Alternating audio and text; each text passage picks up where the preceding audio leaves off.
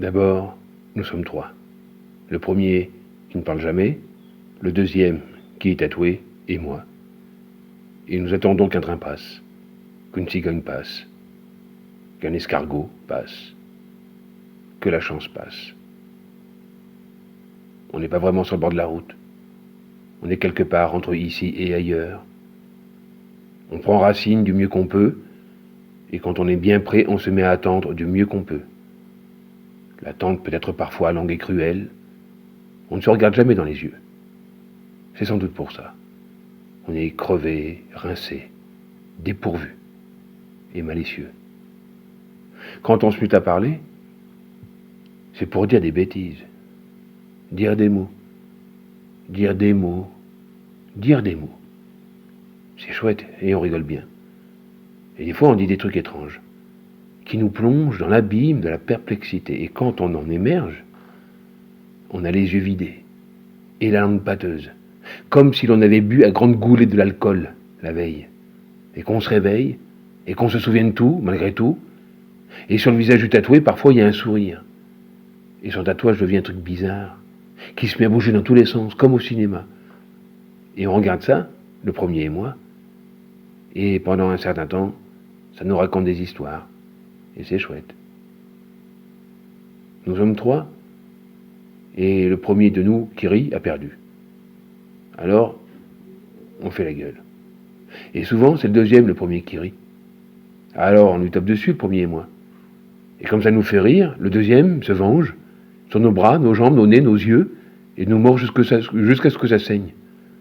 Et à la fin, on saigne tellement, on est comme des grosses taches de sang uniformes, sans un coin de peau libre, que l'on ne sait plus qui on est. Et parfois, je me prends pour le premier et le deuxième pour moi. Mais ça dure pas longtemps. Et quand on en discute, le soir après, bien parfumé, bien habillé, bien rasé, en buvant un bon coup, on rigole. Mais là, on ne se tape plus dessus. C'est juste pour la parlotte. C'est comme ça que l'on est. On n'était plus au juste depuis combien de temps l'on se connaît. Ça doit faire tellement de temps. Le temps fait des surplaces dans nos cœurs. On devrait déjà être quelque part depuis qu'on est là. Mais tout ne ressemble à rien. Et finalement, au bout du compte, même si l'on ne sait pas depuis combien de temps l'on se connaît, on s'apprécie bien. Et même si l'on ne se regarde pas beaucoup, on a exactement en tête l'image de la tête des autres qui finissent par se mélanger. Et il n'est pas rare que ce soit moi qui ai la joue tatouée ou le second qui ne parle jamais. Je suis là avec eux à mes côtés et quand je tourne la tête, que je me risque finalement à les regarder, j'ai l'impression qu'ils font exprès de disparaître. Et j'ai beau les appeler, ils reviennent que lorsque je les regarde plus. Et à ce moment, ils se marrent. Et moi, j'ai comme un doute, qui me monte de la racine des pieds jusqu'à celle des cheveux, et je me demande si en fait ils existent bien. Et le doute, en montant des pieds à la tête, passe partout où il peut.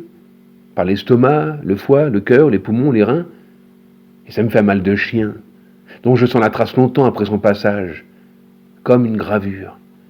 Et des gravures, comme celle-là, j'en ai plein dans ma tête. Je dis tête parce que c'est comme ça que l'on dit, que l'on m'a appris à dire, que tout ce qu'il y a en nous se cristallise dans la tête, juste parce que sur la tête il y a les yeux, le nez, la bouche, les oreilles.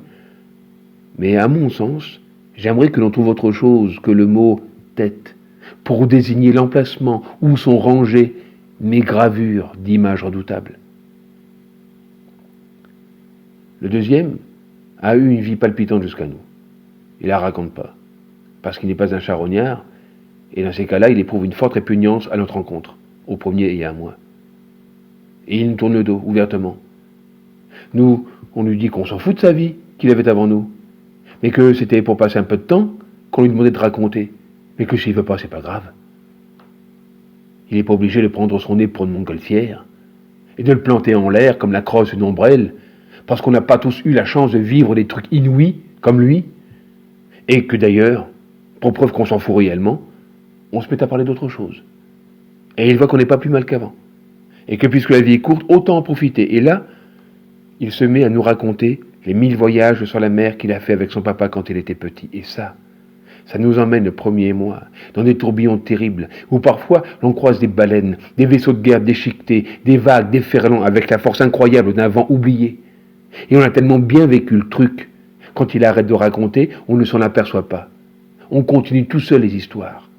et nous sommes trempés comme une soupe. Et quand longtemps après, on en émerge de ces histoires.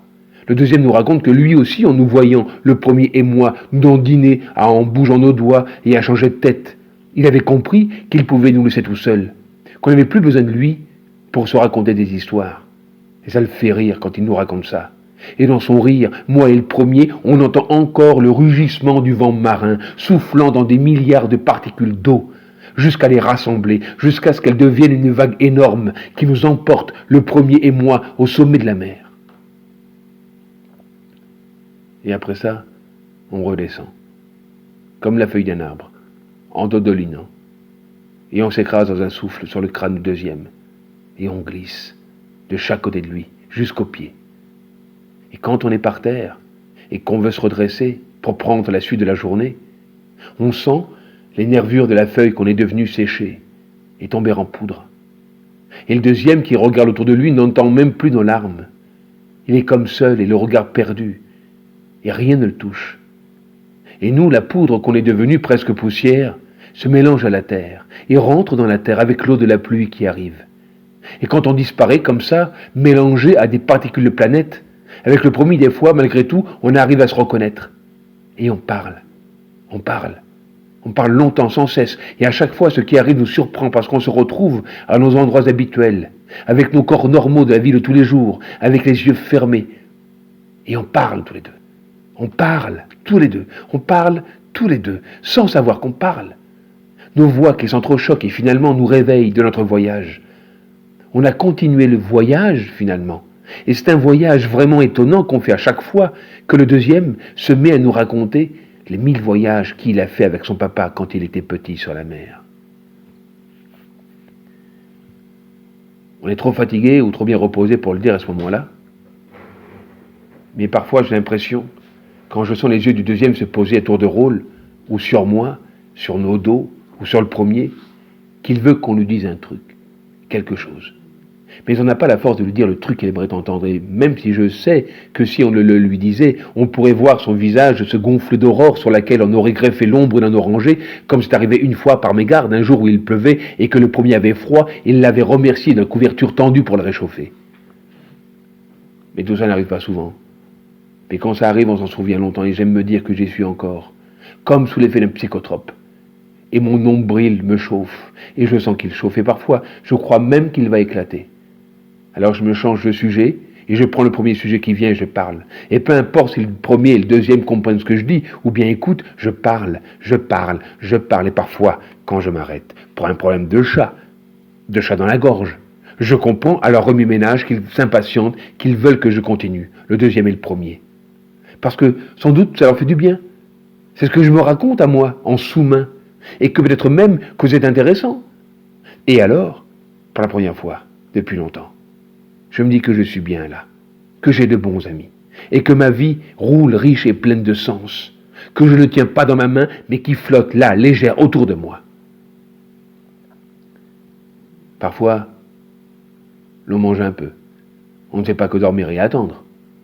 En fait, on n'attend pas depuis longtemps, car, comment dire, on fait du stop. C'est cela, du stop. On part en vacances pour 2-3 jours, un soir on est chez le deuxième, tous les trois, le premier nous parle de la maison de sa grand-mère ou de son oncle, je ne me rappelle plus. Et on décide, sur un coup de tête, sans trop réfléchir, de partir pour la maison, en tout cas familiale, du premier. On est pris tous les trois une première fois, jusqu'à une sorte de carrefour, puis une deuxième fois, jusqu'à ailleurs. Puis depuis on attend, qu'on nous prenne, pour continuer jusqu'à la maison familiale du premier. Ça doit faire 2 jours qu'on attend. Mais comme on ne fait pas attention au temps qui passe, on a l'impression d'être là depuis une éternité. C'est tout. Vous pouvez oublier tout ce que j'ai dit. On n'est pas des girouets de la tête. On n'attend personne. On est ailleurs. Et le problème, c'est qu'on ne sait pas où exactement. Mais ça ne nous donne pas de migraine, parce qu'on a la vie devant nous. Et qu'on sait se montrer patient devant les vicissitudes de l'existence. Alors c'est vrai, tout ce que je vous ai raconté, mais pas ce que vous avez pu imaginer. Tout ça, c'est faux. On est 3 en résumé qui attendons qu'un train passe, qu'une cigogne passe, qu'un escargot passe, que la chance passe, que quelqu'un nous prenne pour nous emmener plus loin. On a emporté avec nous de la nourriture, qu'on a pris lestement en passant.